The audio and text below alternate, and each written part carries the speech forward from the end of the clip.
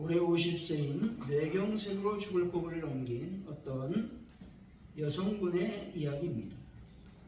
중으로 강의를 듣고 유난히 피곤해서 잠깐 잠을 청하려고 했는데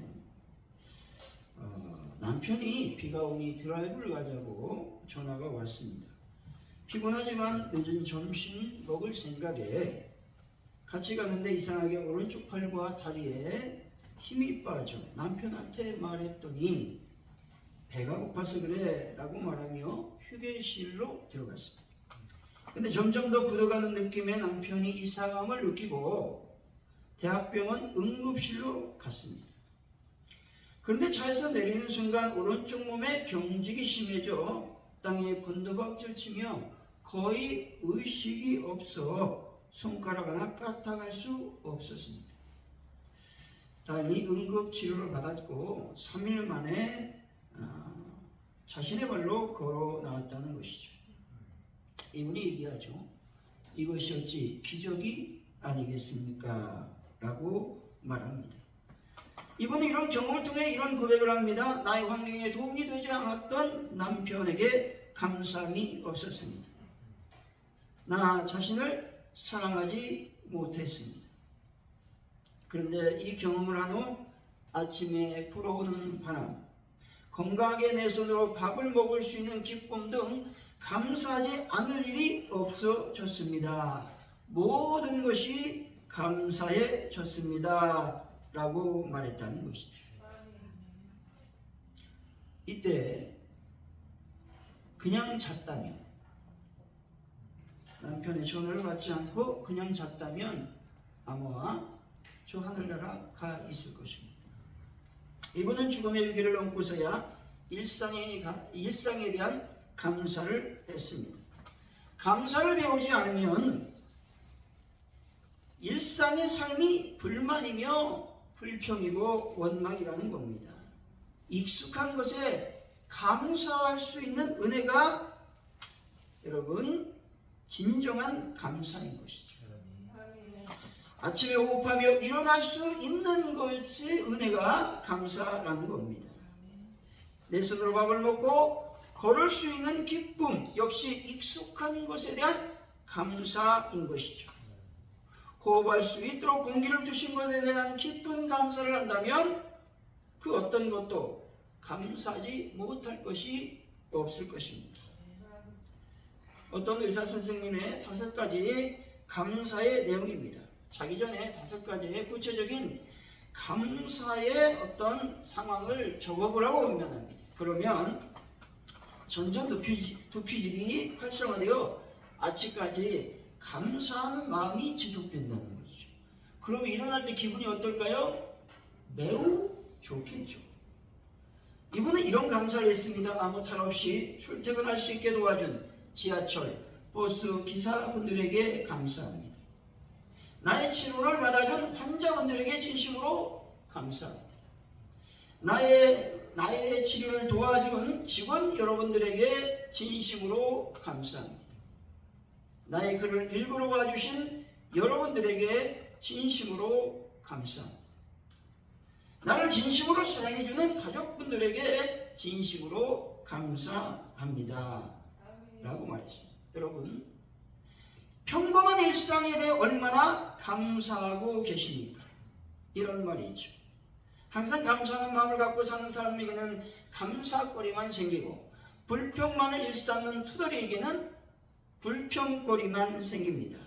라는 말이 있습니다. 감사라는 단어에는 깊은 의미가 담겨 있죠. 헬라어 원어 유가르스피아라고 하는 단어를 사용하는데 명사적 의미로는 좋은 은혜, 행복한 은혜라는 의미가 있고 동사적 의미로는 숙고한다 라는 의미가 있습니다. 다시 말해 감사는 행복한 은혜를 잘 숙고하여 그 깊이를 깨닫는 것이다 라고 말할 수가 있는 것이죠. 좋은 기업, 행복한 삶, 은혜로운 하나님의 인도하심을 잊어버리지 않는 것이 감사인 것이죠. 그리고 그것을 깊이 생각하여 하나님의 깊은 사랑과 배려가 있었구나 라는 것을 깨달으면 진정한 감사가 나오게 된다는 것이죠. 사랑하는 성도 여러분, 평범한 일상에서 오는 행복이 감사임을 깨달아 이웃, 친구, 성도들에게 감사하시고 하나님께 감사하는 분들이 다 되시기를 예수 이름으로 간절히 축원드립니다. 오늘 본문은 절대 주권자이신 하나님께서 구속사를 그 근간으로 하여 창조주와 구속자로서 우주와 역사에 대하여 베푸시는 경륜과 섭리를 노래하고 있다는 것이죠. 본시는 전 우주적 통치자이신 여호와와 우리 관계에 대해 말하고 있습니다. 그리고 여호와의 인자하심, 성실의 영원성이라는 심도 깊은 주제를 다루고 있다는 것이죠. 내용을 구체적으로 살펴보면 1, 2절은 여호와께 대한 환희애로의 온 땅을 초청하고 있다는 것이죠. 3절, 4절은 창조주요 선민의 목양자로서 여호와의 절대 지위에 대해서 선포하고 있는 말씀이죠. 그리고 선민을 향하여 그 여호와를 찬양하도록 촉구하고 있다는 것이죠. 끝으로 5절은 여호와를 찬양해야 될 이유로서 그 인자와 성실의 영원성을 선언하고 있는 내용입니다. 오늘 말씀을 통해 익숙한 것에 감사하라라고 하는 제목으로 익숙한 것에 감사하려면 어떻게 해야 되는지 하나님의 은혜를 나누도록 하겠습니다. 어떻게 하면 일상의 삶 속에서 익숙한 것에 감사할 수 있겠습니까? 첫째로 온전한 예배를 드려야 된다는 것이죠. 1절이죠. 한번 읽어봅니다. 시작. 온 땅여 여호와께 즐거이 찬송을 부를지어다. 아멘. 여호와께 즐거이 찬송을 부를 것을 시편 기자는 성도들에게 명령하고 있습니다. 예배가 뭐냐? 여호와를 즐거이 부르는 것이다 말할 수 있습니다. 요한복음 4장 24절이죠. 하나님은 여기시니 예배하는 자가 영과 진리로 예배할지니라 말씀합니다. 이 말씀은 우리가 예배하는 대상은 영이신 하나님이시라는 말씀이죠. 나를 만족시키려고 예배해서는 안 돼. 남에게 보이기 위해서 예배하는 것도 합당하지 않습니다. 우리가 예배하는 하나님은 우리가 눈으로 볼 수도 없고 손으로도 만질 수 없는 분이시다라는 것이죠. 그리고 무소부재, 다시 말해서 계시지 않는 것이 없으신 분, 전지전능하신 분이 하나님이시다라고 말씀하죠. 따라서 우리가 예배할 때 영적으로 드려야 된다는 거예요. 다시 말해서 사람의 생각, 사람의 뜻, 사람의 방법 등과 같은 육에 속한 것으로는 하나님께서 기뻐하시는 예배를 드릴 수 없다라는 말입니다. 뿐만 아니라 육에 속한 사람들, 죄된 옛 본성 안에 거하는 사람들도 하나님께서 기뻐하시는 예배를 드릴 수 없음을 말하고 있는 것이죠. 여러분, 하나님이 기뻐하시는 영적인 예배를 드리시기 바랍니다. 프랑스 나폴레옹 황제가 워털루 전투에서 패배했습니다. 그래서 세인트 헬레나 섬에서 유배 생활을 하고 있었습니다. 그때 한 기자가 그를 찾아와 질문했죠. 당신 평생에 가장 행복한 순간이 있었다면 언제였습니까? 나폴레옹은 한참 눈을 감고 회상하더니 이렇게 대답했습니다. 전투가 치열하던 어느 주일이었습니다. 그때 나는 졸병이었지만 아침에 졸음을 먹고 교회 가서 하나님께 감사하고 눈물을 흘리며 예배를 드린 때가 있었습니다. 그때가 바로 내게 있어서 가장 행복한 순간이었습니다 라고 말했습니다. 여러분, 예배 드릴 때 가장 행복해야 된다는 말입니다. 왜냐하면 하나님께서 가장 기뻐하신 일은 하나님께 예배하는 일이기 때문에 그렇습니다. 예배하는 것은 가장 아름답고 즐거운 것이어야 되는 것이죠. 여러분, 예배 드리는 것은 우리 삶에서 그 무엇보다 가장 우선되어져야 되는 일이라고 하는 사실을 믿으시기 바랍니다. 여러분, 예배 드리는 이 순간에 여러분 삶 가운데 가장 행복하고 감사한 시간이 되시기를 바랍니다. 2절이죠. 한번 읽어봅니다. 시작. 기쁨으로 여호와를 섬기며 노래하면서 그 앞에 나아갈지어다. 아멘. 예배는 하나님께 나아가서 여호와를 섬기는 행위인 것이죠. 그런데 어떻게 섬겨하는지 말씀하고 있죠? 기쁨으로 섬겨야 된다. 즐거이 찬양하고 기쁨으로 하나님을 섬기는 것이 진정한 예배이다 라고 말하는 것이죠. 이것을 어떻게 말할 수 있습니까? 하늘나라의 축제다 말할 수 있습니다. 여러분 천국 가서 여러분이 할 일이 무엇입니까? 다른 거 아무것도 하지 않습니다. 우리는 다만 하나님을 찬양하며 하나님을 경배하며 하나님만을 예배하는 일을 하는 것이죠. 그래서 이 땅에서 그 예배를 어떻게 해요? 시원하고 있다는 사실을 꼭 기억하시면 좋겠습니다. 예배는 두 가지 차원에서 축제의 의미가 있죠. 첫째로 하나님의 즐거움에 참여하는 축제라고 하는 것이죠. 다시 말해서 하나님의 창조를 찬양하며 창조주 하나님께 영광을 돌리면서 예배해야 된다는 것이죠. 둘째로 예수님께서 나를 구원하여 주신 구원의 기쁨으로서의 축제인 것이죠. 예수 그리스도의 구속을 찬양하는 구속적인 찬양으로 구속주 하나님께 영광을 돌리는 것이 예배인 것이죠. 예수님의 탄생이 축제이고 예수님의 부활이 축제라는 말입니다. 구원자이신 예수님이 이 땅에 오신 것이야말로 인류가 가져야 될 감사이며 축제인 것입니다. 뿐만 아니라 십자가의 예수님의 죽으심만으로 모든 것이 끝이 났다면 결코 예배는 축제가 될 수 없고 결코 하나님께 예배하지 않았을 것입니다. 하지만 예수의 부활하심으로 우리들의 구원이 완성이 되었고 예수님께서 사단의 죽음의 권세를 이기시고 승리하신 것은 축제의 도가니라고 할 수 있는 것이죠. 예배는 창조주 하나님의 위대한 창조를 노래하며 구속자 예수 그리스도의 속죄 사역 앞에 자신의 죄를 고백하는 것입니다. 예배는 속죄제의 분위기에서 그리스도의 부활의 기쁨으로 자연스럽게 넘어가는 축제 예배로 승화되어야 한다는 것이죠. 예배는 찬양과 더불어 하나님께 영광을 돌리는 우렁찬 천사와 성도의 합창으로 하나님께 사모치도록 울려 퍼져 하나님의 보좌에 상달되는 것이다 말할 수 있습니다. 예배에 대한 인식이 부족하기 때문에 예배를 온전히 드리지 못한다는 것이죠. 박선우 목사님이 이런 이야기를 한 적이 있습니다. 남자 집사님이 주일 예배에 계속 안 나오는 거예요. 그래서 전화를 걸었습니다. 집사님 왜 주일에 계속 빠지십니까? 그랬더니 집사님이 이렇게 대답하는 거예요. 제가 매주 골프를 치러 갑니다. 목사님. 당당하게. 그래서 이제 목사님 좀 화는 내지 않았지만 화 섞인 목소리로 아니 집사님 주일 예배를 드리지 않고 골프 치러 가는 것이 말이 됩니까? 라고 말했더니 집사님이 또 이렇게 얘기해요. 목사님 주일에 예배당에 앉아있으면 골프 생각밖에 안 듭니다. 그런데 골프장에 가서 골프를 치면 예배 생각밖에 안 듭니다. 그러니 골프 치는 것이 훨씬 낫지 않습니까? 이렇게 말했다는 것이죠. 궤변도 이런 궤변이 없죠.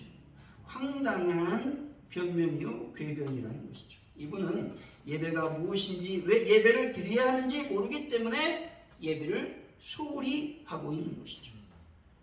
몸만 나와 있고 생각과 마음을 온전히 드리지 못하는 분이 있다면 예배를 온전히 드리지 않는 것입니다. 칼바르트는 이렇게 얘기하죠.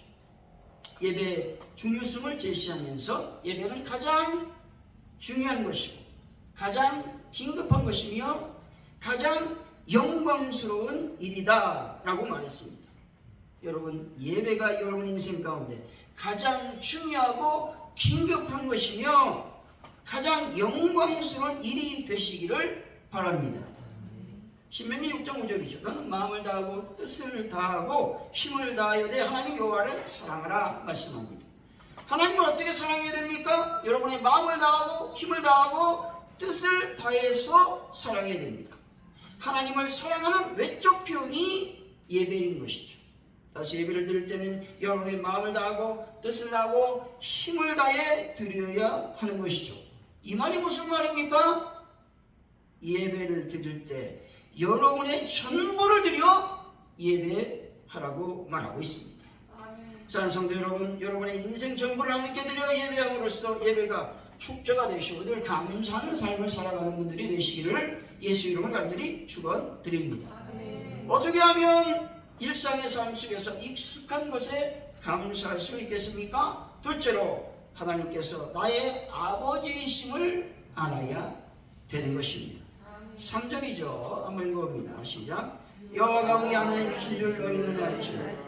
그는 우리를 지으시니요 우리는 그의 것이니 그의 백성이요 그의 기르신 양이로다. 아멘. 여호와가 하나님이시다라는 말씀은 무슨 말이냐? 모든 다른 신들을 부인하고 언약의 하나님 여호와 한 분에게만 충성을 다한다라는 의미가 있습니다. 또한 이 말은 여호와 하나님만 섬기는 유일신론에 대한 확신을 의미하고 있다는 것이죠. 우리를 지으시니라는 말씀은 하나님께서 인간을 창조하셨다는 말이죠. 하나님께서 우리를 창조하실 때 어떻게 창조하셨습니까? 하나님의 형상을 따라 창조하셨습니다. 이 말은 무슨 말이냐? 모든 인간은 하나님으로부터 그의 거룩한 성품을 부여받은 가장 존귀한 존재로 창조되었음을 말씀하고 있는 것입니다. 그의 백성이라고 하는 말은 우리의 통치자는 하나님이심을 말하고 있는 것이죠. 우리가 섬겨야 되고 예배해야 되고 우리를 통치하셔야 될 분은 오직 하나님 한 분뿐임을 말하고 있는 것입니다. 레위기 16장 12절이죠. 나는 너희 중에 행하여 너희 하나님이 되고 너희 나의 백성이 될 것이니라 말씀합니다. 여러분, 우리 모두는 하나님의 것이고 하나님의 백성임을 믿으시기 바랍니다. 그의 기르시는 양이다 라는 말은 하나님이 길러주신다는 말이죠. 다시 말해 지극한 관심과 보살핌으로 양들의 필요한 모든 것들을 채워주시고 완전하고도 복되게 길러주신다라는 말씀이죠. 여러분, 하나님께서 여러분의 아버지가 되심을 항상 감사하는 분들이 되시기를 바랍니다. 국민일보에 나온 글입니다. 이렇게 살 수도 없고 이렇게 죽을 수도 없을 때 30살은 온다. 이 말은 시인 최승자 씨의 시 30세 중에 한 구절입니다. 30살이 지나가면 우리의 삶이 안정이 될까요? 삶이 30살 때에만 서러운 것이 아니라는 것이죠. 만이 되고 쉰이 되고 70이 넘어도 여전히 서럽고 흔들리는 것이 우리의 삶이라고 하는 것입니다. 이여병 전 문화부 장관이 지성에서 영성으로라는 책을 썼습니다. 그분이 이렇게 말하죠. 자신은 20대부터 책을 썼다는 것이죠. 이분은 돈이나 가난 또는 권력, 전쟁에서 비롯된 소유의 결핍보다 생명의 결핍, 존재의 결여에 대한 틈을 메우기 위해서 책을 썼다고 말합니다. 그러면서 우리는 고비가 넘어도 아니 죽을 때까지 나는 어떤 존재인가 하는 질문을 하며 살아가는 존재라고 말하죠. 존재의 고통은 성공의 여부와 상관이 없다는 것이죠. 많은 소유를 가지고 있고 성공적인 삶을 살았다 할지라도 마찬가지라는 것이죠. 예수님을 만나게 되면서 나는 누구인가 하는 존재의 의문이 풀리고 존재의 평화가 온다 말하고 있습니다. 예수님을 만나면 내가 누구인지 알게 되고 내가 달려갈 곳이 어디인지 알게 되는 것이죠. 그리고 예수님을 만나 깊이 동의하면 이렇게 살아와서 감사하고 이렇게 죽는 것도 감사합니다 라고 고백할 수 있게 되는 것이죠. 우리가 기도할 때 말씀을 읽을 때 늘 주님께서 우리에게 다가오셔서 우리를 위로해 주심을 믿으시기 바랍니다. 하나님께서 나의 아버지이심을 굳게 믿는다면 내 삶의 모든 과정 속에 일어나는 일들을 감사로 마무리하게 될 것입니다. 사랑하는 성도 여러분, 하나님께서 여러분의 아버지이심을 믿고 하나님의 거룩한 성품을 부여받은 존귀한 존재임을 굳게 믿어 감사하는 분들이 되시길 예수 이름으로 간절히 축원드립니다. 어떻게 하면 일상의 삶 속에서 익숙한 것에 감사할 수 있겠습니까? 셋째로 하나님을 찬송해야 된다고 말씀하죠. 4절이죠. 한번 읽어봅니다. 시작. 감사함으로 그의 은혜에 들어가며 찬송함으로 그의 궁전에 들어가서 그에게 감사하며 그의 이름을 송축할지어다. 아멘. 여기서 그의 문은 예수의 문을 말하죠. 예수님은 양의 문이라고 말씀하고 있습니다. 요한복음 10장 7절의 말씀이죠. 그러므로 예수께서 다시 이르시되 내가 진실로 진실로 너에게 이르노니 나는 양의 문이라 말씀합니다. 양의 문은 양의 목자라는 의미가 있습니다. 다시 말해 이 말은 오직 예수 한 분에게만 구원이 있음을 말하고 있는 것이죠. 구원의 다른 문을 주장하는 많은 종교가 있음을 우리는 알고 있습니다. 이것을 우리는 다원주의다라고 말하죠. 예수 외에 구원이 있을 수 있다라고 말하는 것이죠. 하지만 오직 구원은 예수님 한 분에게만 있음을 믿으시기 바랍니다. 우리가 출입해야 되는 문은 예수님의 문입니다. 성도는 다른 곳으로 가면 안 되고 예수님께로 들어가야 되는 걸 믿으시기 바랍니다. 예수님의 문으로 들어갈 때 찬송이 나오는 것이죠. 예수의 문으로 들어갈 때 감사가 나오는 것입니다. 영국의 성경 추적가 매튜 헬린이 이렇게 말합니다. 감사는 산수에서 더하기와 같아서 모든 것에 감사하면 거기에 하나님의 축복이 더해집니다. 어떤 일이든지 어디서든지 감사하면 플러스의 축복이 주어집니다. 그러나 반대로 원망과 불평은 빼기와 같아서 있는 것까지 빼앗기고 없어집니다. 말했습니다. 또 어떤 분은 이렇게 말하는 분이 있습니다. 감사하는 마음에 하나님이 거하시고 불평하는 마음에 마귀가 거하며 또 축복은 감사의 문으로 들어왔다가 불평의 문으로 나가버립니다. 감사하면 감사할 조건이 오고 불평하면 불평할 수밖에 없는 조건이 따라오게 될 것입니다. 라고 말했다는 것이죠. 이런 감사가 바로 하나님을 찬송하는 일이라고 하는 것이죠. 감사하면 반드시 하나님을 찬양하게 되어 있습니다. 반대로 하나님을 찬양하면 반드시 감사가 흘러나오게 되어 있음을 믿으시기 바랍니다. 사랑하는 성도 여러분, 예수님께로 들어가시고 날마다 찬양과 감사로 예배하는 분들이 되시기를 예수 이름으로 간절히 축원드립니다. 그렇다면 성도가 익숙한 것에 감사해야 되는 이유는 과연 무엇일까 하는 것이죠. 하나님은 선하시기 때문에 우리는 감사해야 되는 것입니다. 5절이죠. 한번 읽어봅니다. 시작.